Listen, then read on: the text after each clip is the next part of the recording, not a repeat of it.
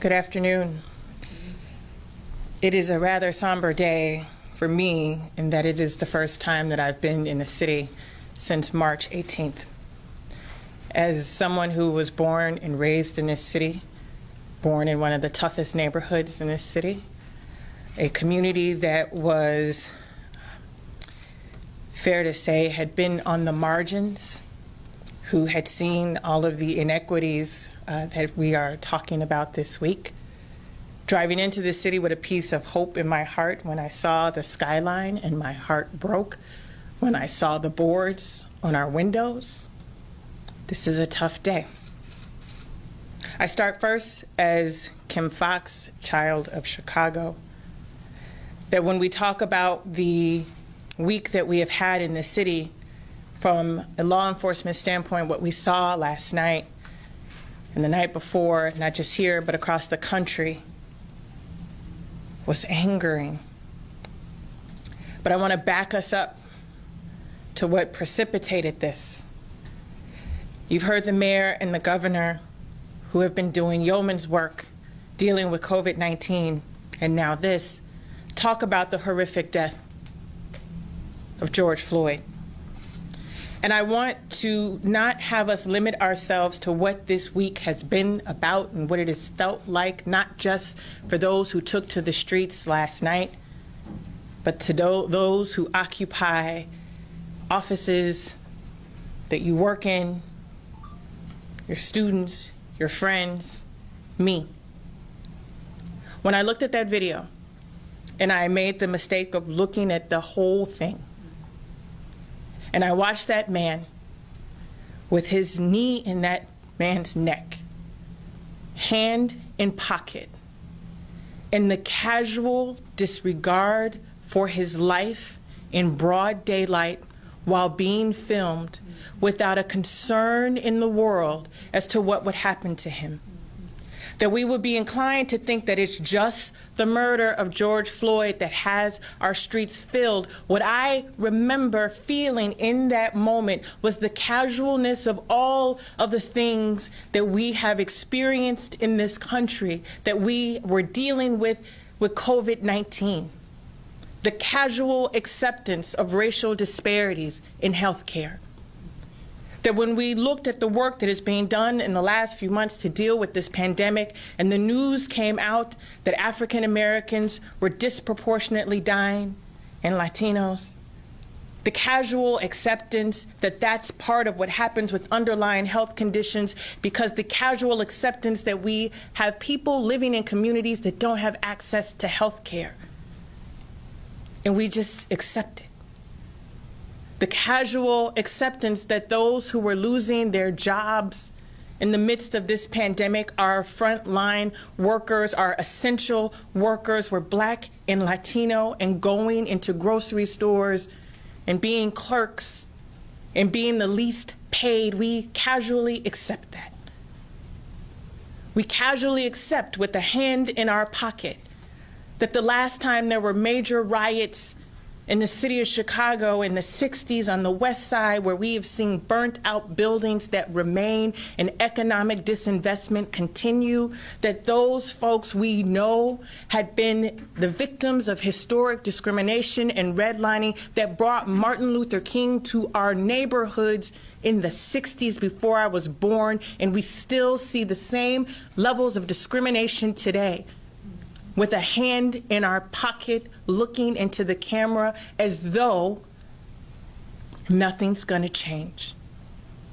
I say that because I was not okay this week when I saw George Floyd on that ground. Because it wasn't just about the names that were enumerated earlier today, that when we talk about Rekia Boyd or Laquan McDonald or those names here in the city, it is bigger than that. And it requires me to say that even in the response of what we've seen in the last couple of days, for context, for those who don't understand what's happening, it is bigger than that. To watch a man casually take the life of another under the color of law as a law enforcement professional and as a Black woman and a child of Cabrini, My heart broke. What we have seen in this country are broken hearts and anger at the continual cycle that we have seen of the casual acceptance of systemic racism in this country. People are angry. I am angry. What is not acceptable is what I saw last night. That there will be those who will try to exploit the anger and the mourning, and as the mayor has said, the righteous indignation of what has been happening in this country, exploited for their own good. Whether it is those that have come here to sow discontent, who would have the audacity to write Black Lives Matter on buildings when they don't at all feel that, who would use this as an opportunity to sow that discontent, to distract from what the real issues are, to use criminality to poison the conversations around what we ought to be talking about. That the last 24 hours we've been talking about buildings and not policy. That the last 24 hours we've been talking about structures and not structural racism. That for the last 24 hours we have watched our neighbors have to shovel up glass and rebuild after already having to endure closures due to the pandemic. I want us to be clear. We are working with our partners in the Chicago Police Department who have demonstrated extraordinary restraint. I've watched the national coverage. I've seen other cities. And I remind us that this is a test, that restraint is what is required. And we've met that test here. And that we will hold accountable those who are seeking to exploit this moment. That those people who took to that street yesterday and exercised their First Amendment right, mothers with children, elders who were there, who stood toe to toe, but did it without crossing the bounds. That's what this is about. And I don't want us to forget that for a moment.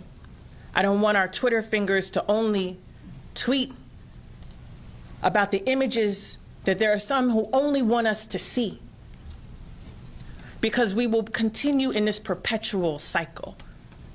We will continue this thing that we do, the sensationalism of what this is. And this, ladies and gentlemen, is awful.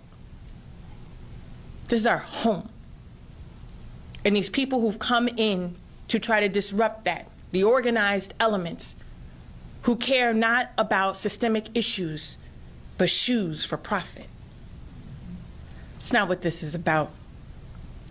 When we look back at this time, years from now, I have 4 teenage daughters who are frightened out of their mind. And I tell them what this is about because they say, well, I thought it was about this man who died.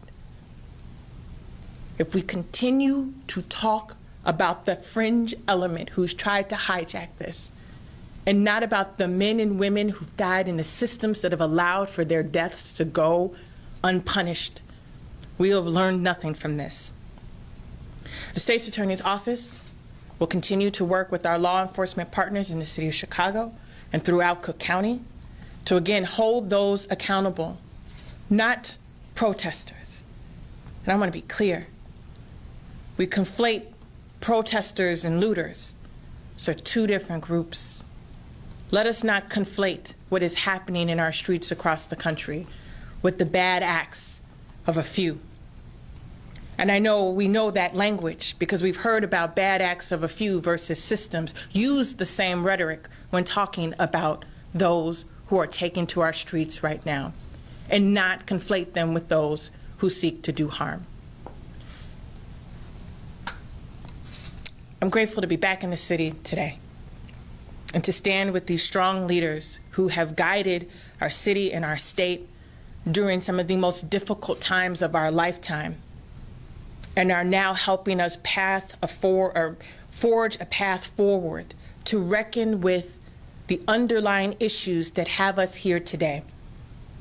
I am grateful that this is a press conference to talk about the efforts to triage where we are, but I know with these leaders here today, because they've already done it, whether addressing the issues of poverty and the casual acceptance that we've had about life expectancies being 10 years apart for a 1 mile or 3 mile radius, they've already started that work.